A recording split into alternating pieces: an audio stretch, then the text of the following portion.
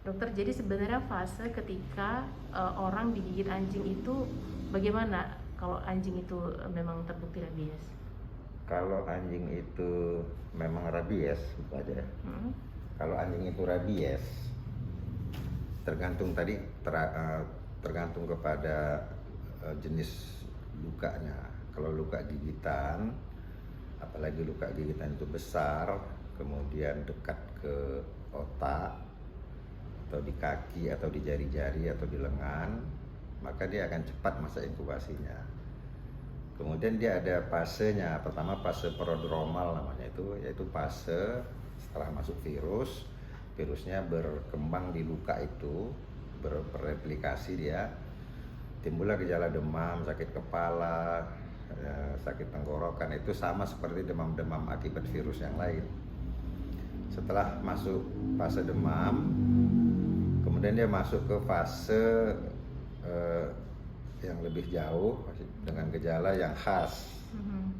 Dia ada rasa ketakutan, ada gangguan ingatan, kemudian berperilaku aneh, ya bisa juga dia kejang-kejang. Yang paling khas itu adalah dia takut kepada air, takut melihat air.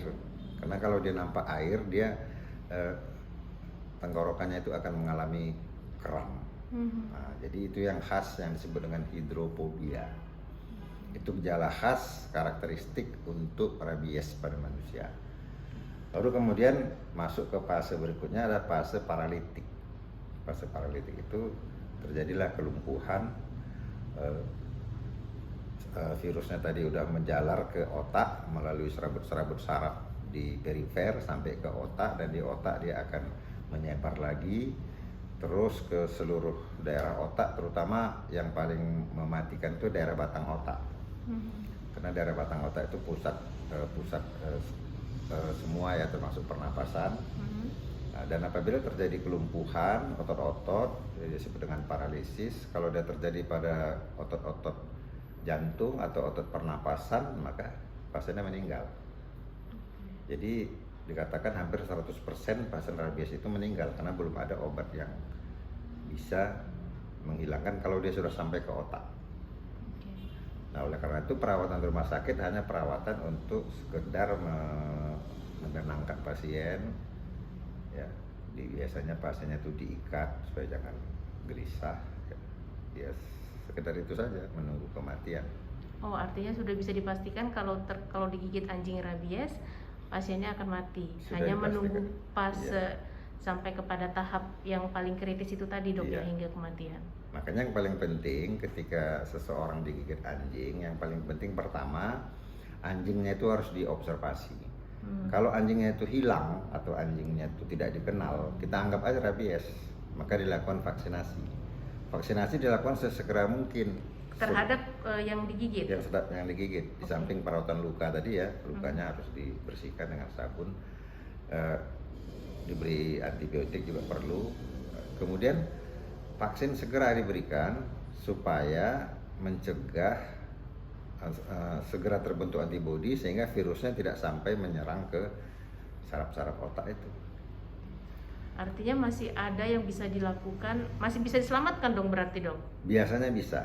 Oke. Kecuali kalau virusnya sudah sampai ke otak, sudah menjalar ke otak, maka baru diberikan vaksin, maka waktunya tidak cukup untuk membentuk antibodi untuk melawan, memusnahkan virus itu. Nah, ini kan korban yang di Simalingkar, yang bocah 10 tahun itu kan hanya 4 hari, dok, dari waktu dia digigit. Berarti itu terbilang cepat dong? Karena menurut teori, masa inkubasi itu setelah digigit sampai timbul gejala itu disebut 3-8 minggu. Masa inkubasinya. Jadi kalau pada pasien yang dilaporkan itu 4 hari, itu ya termasuk cepat. Apakah bisa begitu? Bisa saja, karena tergantung jumlah virus yang masuk. Mungkin jumlah virus yang masuk, kemudian jenis lukanya yang dalam, sehingga virus itu bisa cepat berkembang dan menjalar ke otak. Kondisi kesehatan pasien juga bisa jadi ya, dok? Ya, cuman karena saya tidak melihat pasiennya, hanya mendengar cerita digigit anjing, cuman kemungkinan itu tetap ada. Karena katanya dia kejang-kejang dan kemudian meninggal ya.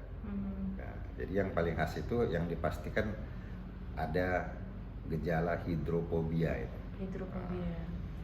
Nah, ada dampak yang jadi kalau kita itu dari sisi korban nih. Nah, gimana kita akhirnya bisa memutuskan bahwa ternyata anjing tersebut rabies, Dok?